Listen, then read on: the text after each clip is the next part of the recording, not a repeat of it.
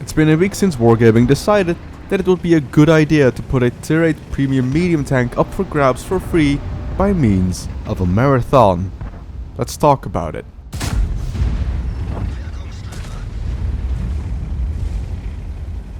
So a week ago, Wargaming has released the T-44-100 marathon mission. Wait, hold on a second. I have to wait for this. Hold on.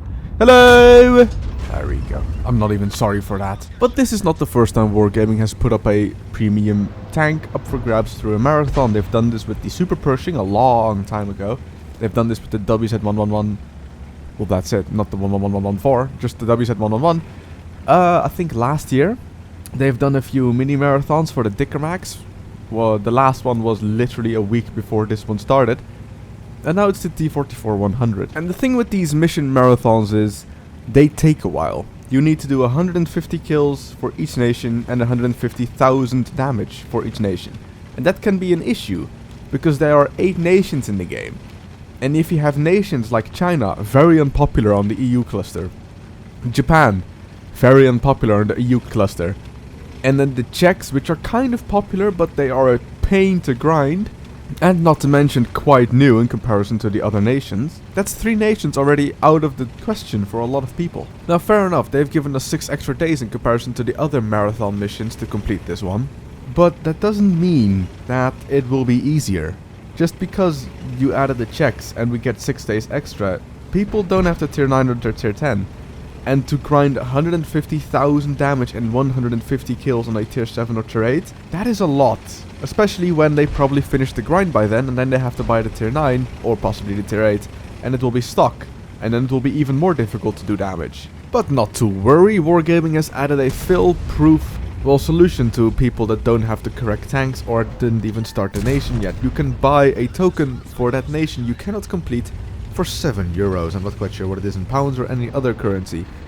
And I don't know, this just feels like a cheap way of Wargaming saying, this is a tier 8 premium tank, buy it.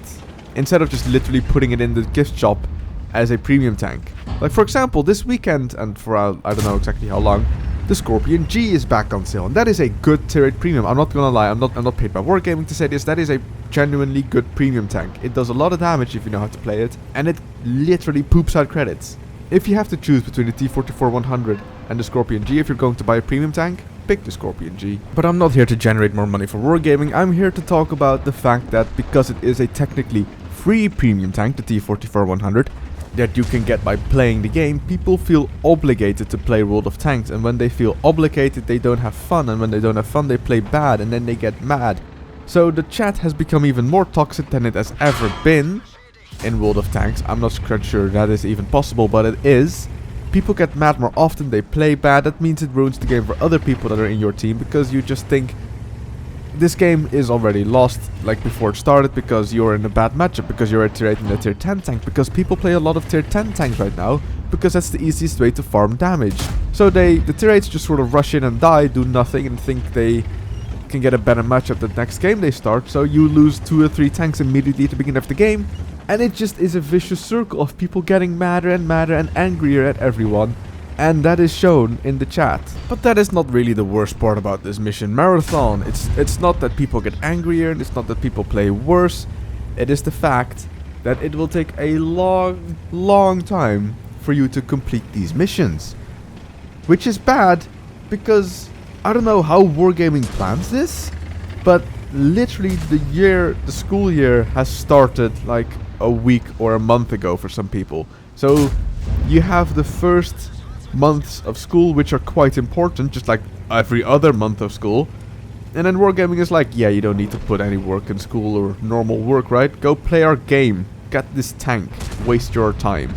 So this mission marathon is not only for people that have no life, just like me, or people that don't have a day job, just like me.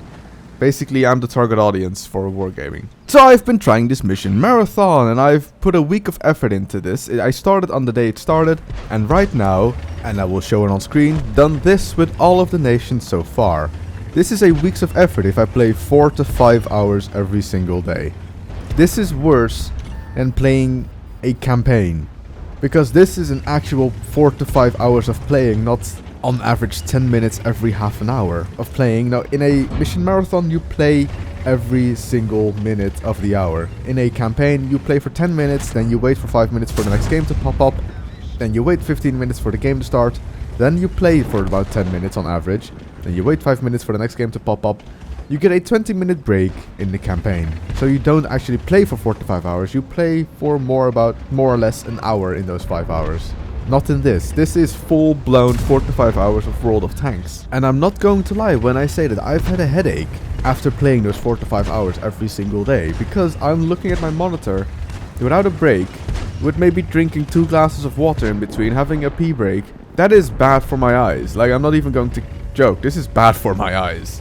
So basically what I'm trying to say is, this T-44-100 marathon is not worth it. If you really want it, you can always buy it. But don't. I don't think you should. Just,